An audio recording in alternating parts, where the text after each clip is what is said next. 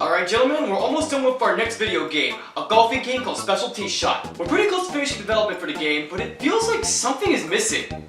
Ooh, I have an idea. Why don't we just put Kirby in the game? You're a goddamn genius! Quick, get the artist to redesign the enemy sprites. Program the greatest physics engine in gaming history, and for the final boss, make King Deity a goddamn Gundam pilot! Kirby's Dream Course is one of the most unique and technologically advanced Kirby games as well as golf games of all time. It incorporates Kirby's signature abilities in incredibly fun ways that apply perfectly to a game of golf. I mean, for frick's sake man, Kirby is literally the ball! We have hit peak golfing! Now, seeing as this is an SNES game from 1994, there were clearly some limitations when making it. I'm sure they wanted to add a ton of copy ability to the game, but the most they could manage at the time were these 10. Burning, Freeze, UFO, High Jump, Stone, Tornado, Spark, Needle, Wheel, and Parasol. Now, seeing as there probably isn't going to be a sequel or remaster coming anytime soon, I got the idea to make some of my own copy abilities to add to the game. That's right, I'm expanding the amount of abilities from 10 to 20, effectively doubling Kirby's already immense amount of awesomeness. The first ability I wish to unveil is Ghost. As soon as Kirby starts moving, he'll be able to go ghost and take control of any enemy within a certain distance. You'll then have 10 seconds to move whoever you're controlling wherever you'd like. Let's say you're about to hit an enemy, but doing so will spawn the hole in the opposite direction of wherever you're moving. To fix that, you can use Ghost to move the last enemy in front of or behind the other enemy to knock them both out while being able to sync your shot at the same time. Though using Ghost will reduce Kirby's shot speed a bit, so make sure you're prepared for that when you line up your shot. You know what happens whenever you phase different realms of reality from alive to dead, then back to alive. It's like jet lag, but dying. I feel like it's a double-edged sword to have, so when you control an enemy as Ghost Kirby, you'd move around just like the enemy would, but most of the enemies don't move at all in Dream Course, and if they did, there'd be a ton of enemy movement you'd have to remember at all times when deciding which one to control. So to make things less confusing, you'll just move at a set speed no matter what enemy you're controlling.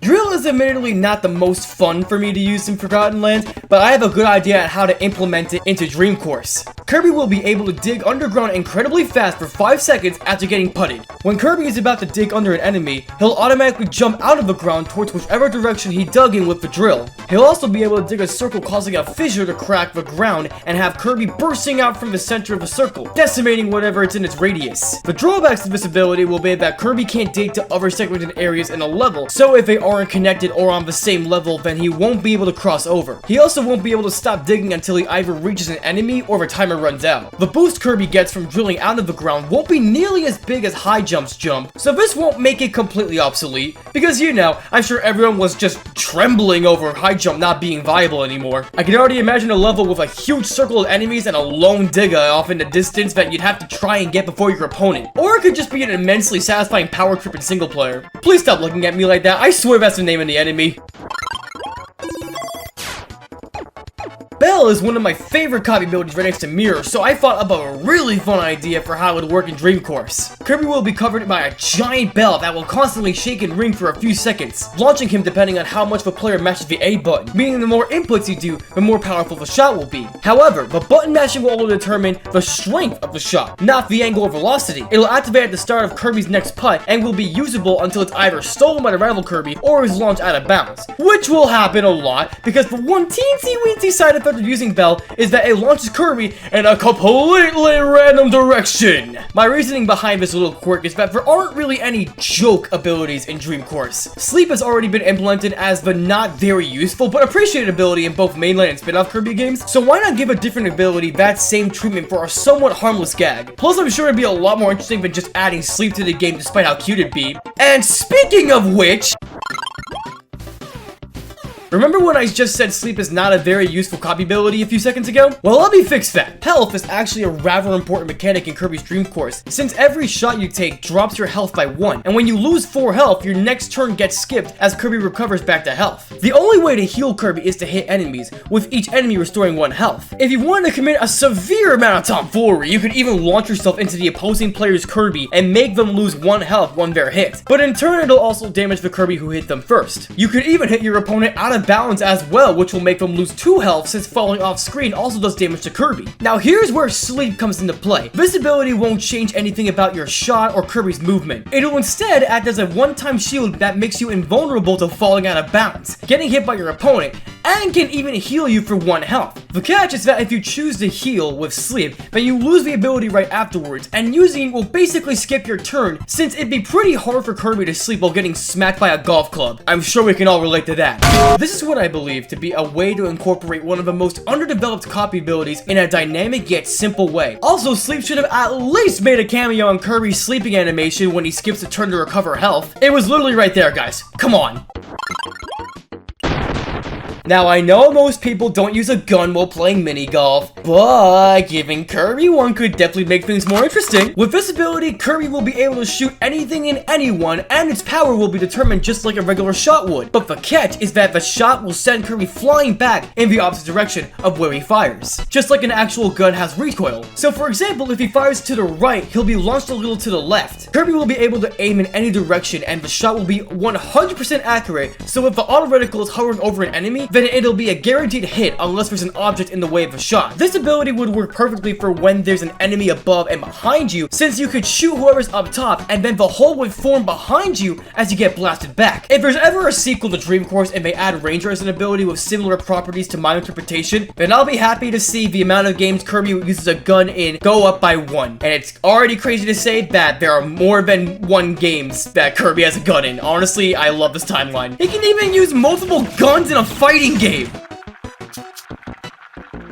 Something that would make Dream Course an infinitely better game is if we had Chef Kawasaki in it, because he's just the perfect Kirby character. Like, he is peak design, peak fiction. If there was like a top 10 chefs in gaming list, he'd be number 1, and 2 for 10, and 0. He just wins. I doubt Nintendo's going to make a second Dream Course game anytime soon, so let's do him a service by adding the cook ability to the game. Kirby will pull out a huge pot with his cooking utensils, sending any enemies close to him into the pot and cook them up into delicious food. This would obviously be even more broken than UFO if that just gave Kirby multiple enemies that easily. So to mitigate it in a fun way, the enemies that Kirby cooked will turn into food. The food will be launched in random directions away from cooked Kirby, and said food will count the same as hitting an enemy would, all except for one magical Maxim tomato. It'll heal Kirby up to full health, so it could really help you out in a pinch, or help your opponent out in a huge way depending on where it gets launched to. Just like how hitting an enemy works, if there aren't any enemies in play and only one food item is left, then it will transform into the hole in the enemy's place. Hope you're hungry for more, because this ability will make you crave vengeance on your enemies if they try stealing your food. Seriously though, don't steal Kirby's food.